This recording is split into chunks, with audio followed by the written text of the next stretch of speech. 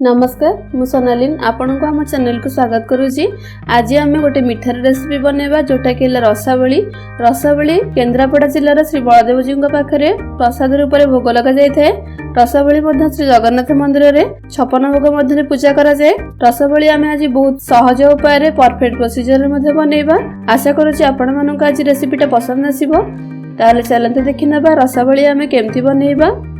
किंतु तार पूर्व जदि एपर्यंत आम चैनल को सब्सक्राइब करना तेज सब्सक्राइब करनी पाखे थिबा बेल आइकन को क्लिक करंतु नुआ नुआ वीडियो गुड़िकर नोटिफिकेशन पाइबा। रसावली बनैबा मुझे 1.5 लिटर क्षीर नहीं, हाफ लिटर क्षीर नहीं छेना छिड़ेवाई और 1 लिटर क्षीर नहीं रसावली रस बनैबा। एबे दुईटी को फुटिया छाड़दबा।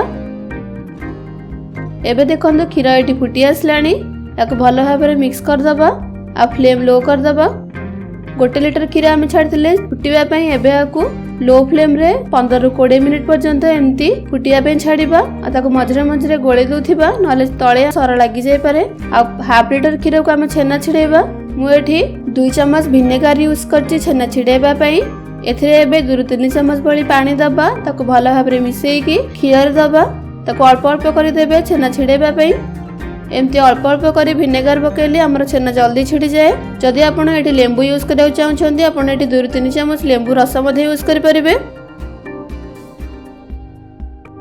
एटी देखंतु आमर छेना और पानी भलरे अलगा हे गलानी।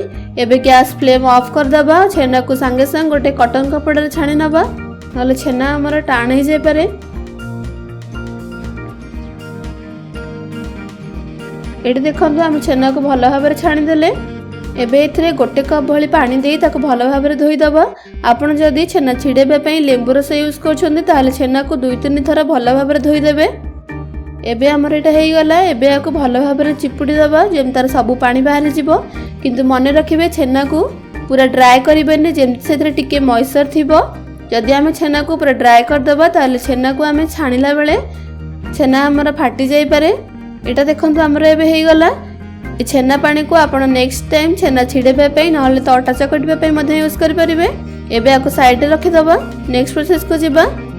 एठी मु छेना को देखंतु गोटे प्लेट को बाहर करि आनची। छेना एठी एमती टिके मॉइस्चर अछि पूरा ड्राई नाही। एठी मु 4-5 चम्मच चीनी को एमती गुंड करके रखिची। सेथुर 1 चम्मच दबा। 1 चम्मच मैदा दबा से चम्मच रे मापिकी। 1/4 चम्मच आमे दबा गुजराती गुंड। एबे ताको भल भाव मिसई दबा। एबे देखंतु एठी चीनी मैदा भल भाव मिसी गलानी। एबे ताको एमती हातर पापुली सहायता रे ताको भल भाव चिकण करके चकटिबा। ताको एमती 3-4 मिनिट पर्यंत भल भाव चिकण करके चकटिबे।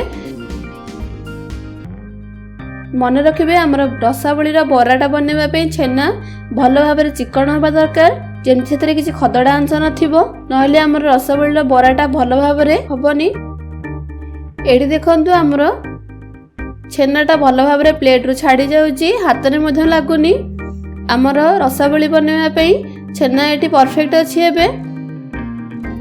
एबे हमें बरा गुडी को बनैबा। सेथि पई ए डोरु गोटे छोट बॉल आकार नबा ताकू लड्डू परी शेप दे दबा।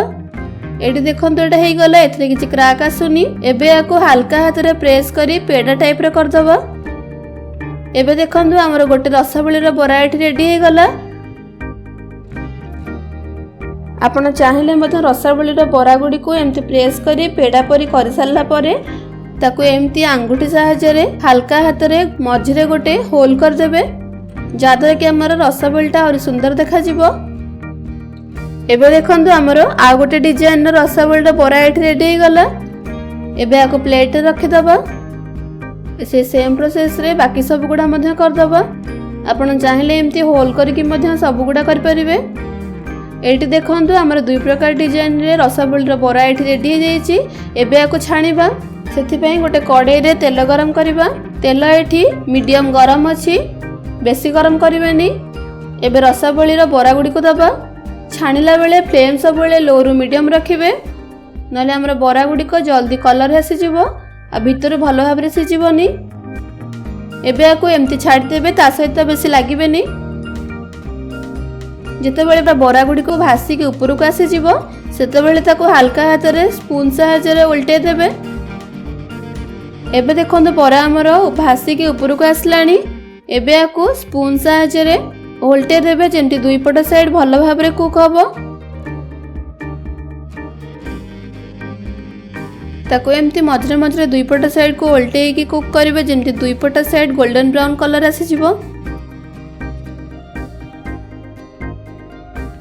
एबे देखंतु हमर दुई पट साइड रे एटी गोल्डन ब्राउन हे गलानी। बरा गुडा एटी रेडी हे गला। एबे याकू छाणी नबा। एटी देखंतु हमर बरा गुडा केते सुंदर देखा जाउची। एबे याकू गोटे प्लेट को बाहर कर दबा। एबे हमर बरा गुडी को एटी रेडी हे गला। एबे हमें नेक्स्ट प्रोसेस को जीवा। एटी देखंतु हम 1 लीटर क्षीर को फुटिया पे छाड़थिले। 20 मिनिट पर एटी क्षीर अधा हे गलानी।